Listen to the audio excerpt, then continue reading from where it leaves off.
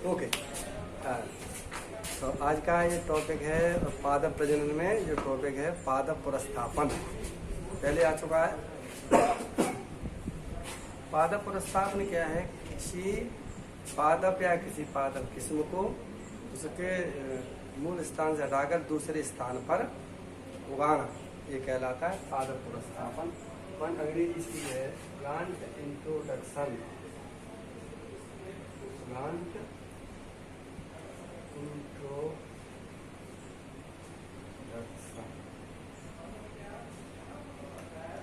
Plant introduction क्या है? पादप पुनर्स्थापन क्या है? किसी पादप किस्म को या पादप जाति को, प्रविष्टि को उसके स्थान से हटाकर नए स्थान पर उगाना, नए स्थान पर उगाना पादप पुनर्स्थापन कहलाता है। पादप पुनर्स्थापन क्या है? ये पादप पुनर्स्थापन विधि के द्वारा कम समय में, माने 1 साल के भीतर ही नई किस्में, नई जातियां के लाभ किसान को या करने वालों को मिल जाता है। इसमें समय कम लगता है। ये पादप पुनर्स्थापन के बारे में। अब आगे वाला एक पॉइंट है अनुकूलन। दोनों टॉपिक एक साथ चलते हैं, पादप पुनर्स्थापन और अनुकूलन। अनुकूलन क्या है?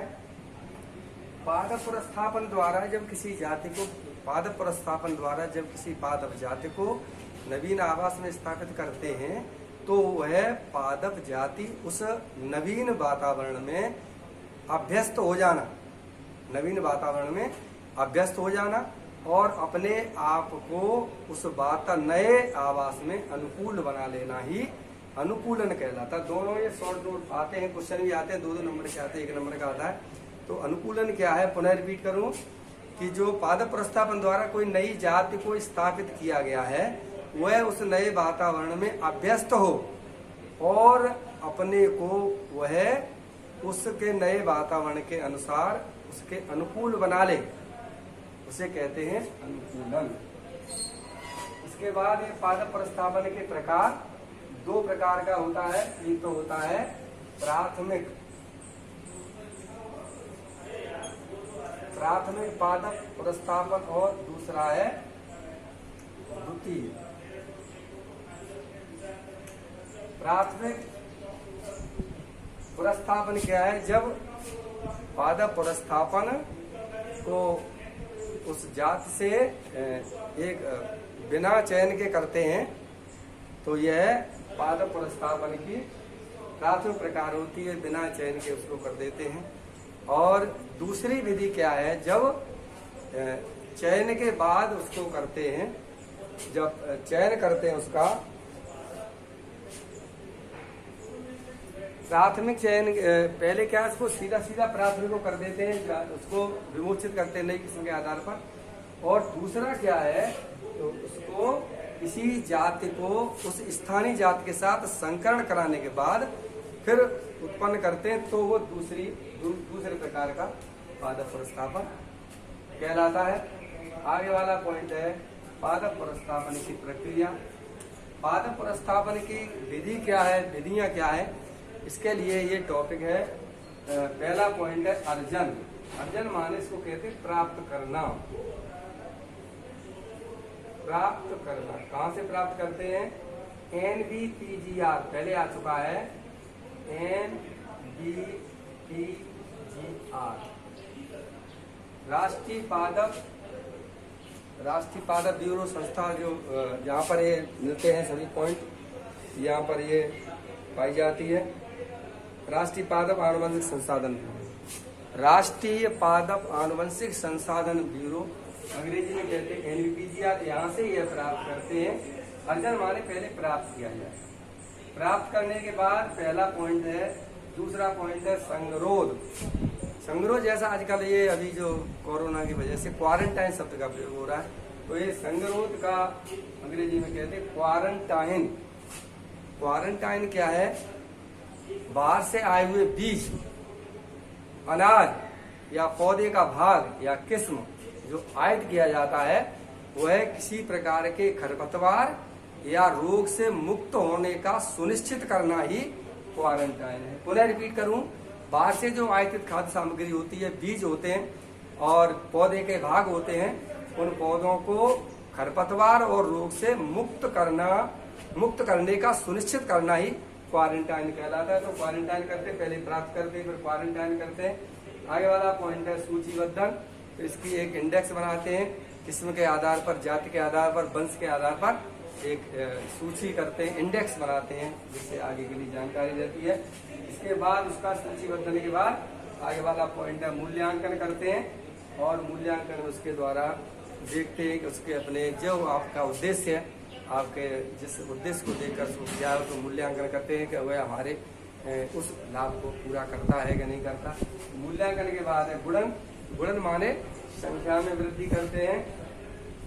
संख्या में वृद्धि इसको उगा करके की जाती है।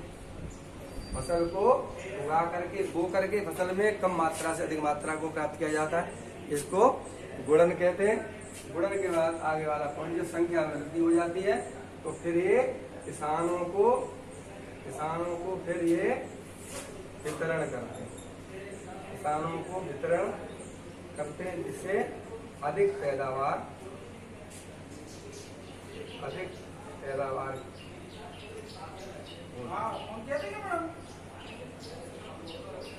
आगे वाला पॉइंट है पादप प्रस्थापन के लाभ। पादप प्रस्थापन के लाभ क्या है? पादप प्रस्थापन के लाभ पहला पॉइंट है। इसमें पादप प्रस्थापन क्योंकि स्थान परिवर्तन करते हैं, नए स्थान पर करते हैं। इसमें श्रम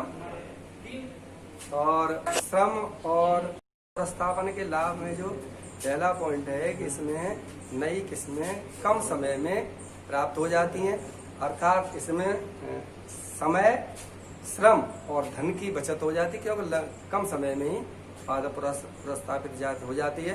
तो समय, श्रम और धन की पूरी बचत हो जाती है। और फसलें जो बनती हैं उसमें कीट और रोग मुक्त होते हैं, खरपतवारी मुक्त हो जाते हैं। सावधानी रखने से तो ये काम हो जाते हैं। दोष इसमें ज्यादा महत्वपूर्ण दोष भी है।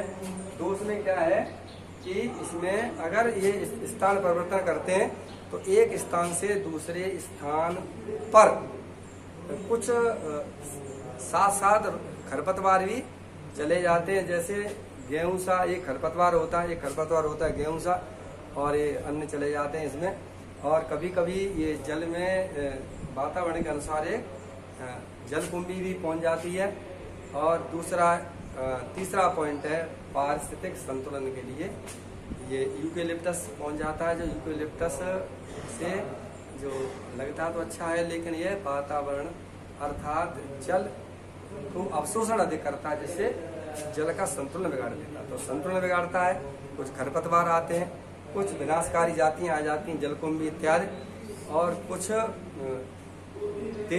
देशों से, लंका से जैसे चाय का कीट रोग भी आ जाता है। तो कुछ लोग साथ में आ जाते हैं, इनका थोड़ा सावधानी रखने पर इसको किया जाता है। आगे वाला पॉइंट है उपलब्धियां।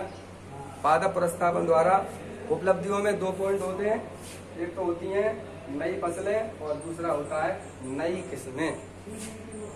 नई फसलें में क्या क्या है इसमें? आलू, अरहर, पपीता, टमाटर, मक्का इत्यादि की नई फसलें उत्पादन की जाती हैं, जिससे इसको लाभ होता है। नई किस्में क्या है, मैंने आपको लिखा है। नई किस्में पहला पॉइंट है ये धान की नई किस्में। धान की नई किस्में क्या है? TN first, IR 8, IR 28, IR 36, ये धान की नई किस्में इसके द्वारा प्राप्त हुई है। इसके बाद है गेहूँ, दूसरी अनाज है गेहूँ। गेहूँ में लरमा, सोनारा 64, रोहो, और आगे वाला किस्में है रिडले और इम्पोर्टेंट पॉइंट है, परीक्षा के लिए भी आता है। गेहूं की लरमा, सोनारा 64, रोहो और रिडले ये नई किस्में हैं। और इसके द्वारा ये 2 लाभ हो गए। तो ये आ गया है उपलब्धियों में, एक तो नई फसलें और एक नई किस्में। इसके बाद आगे वाला पॉइंट है पुनरुत्पादन। पुनरुत्पादन क्या है? जो भी पादप प्रस्थापन के द्वारा जो नई किस्में हैं उनके भागों को लेकर, उनके प्रवर्ग को लेकर के पुनः फसल में उगाते हैं, जिससे वह अच्छी फसल प्राप्त होती है। और इसे कहते हैं पुनरुत्पादन। आगे वाला पॉइंट इसका ये है आनुवंशिक अपर्दन। आनुवंशिक अपर्दन के बारे में मैंने बताया आपको। आनुवंशिक अपर्दन क्या है कि कृषि प्रारूप और जंगली जातियों के संबंधियों, कृषि प्रारूप और जंगली जातियों के संबंधियों के उत्पादन में धीरे धीरे गिरावट आने लगती है। उसके उत्पादन में धीरे धीरे उत्पादन क्षमता धीरे धीरे कम हो जाती है, तो यह कहलाती है आनुवंशिक अपर्दन। माने नई किस्में बनाते रहते हैं, नई किस्में बनाते रहते हैं, जिससे उसके द्वारा फिर जो मूल जातियां हैं वह धीरे धीरे नष्ट होती रहती हैं। संकरण के द्वारा बनाते रहते हैं। कैसे बनाते रहते हैं?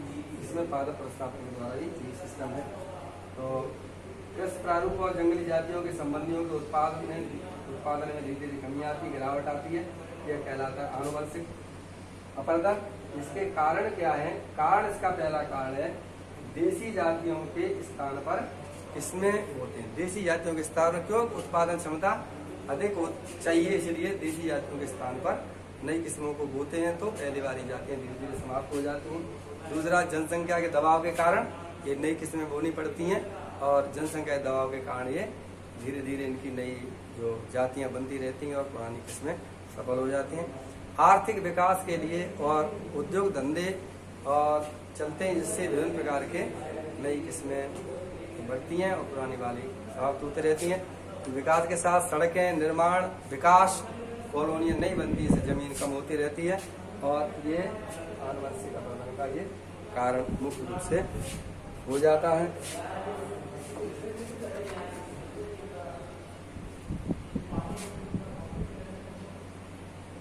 तो ये आगे वाला पॉइंट है नई खरपतवार प्रजाति के पुनर्स्थापन के द्वारा।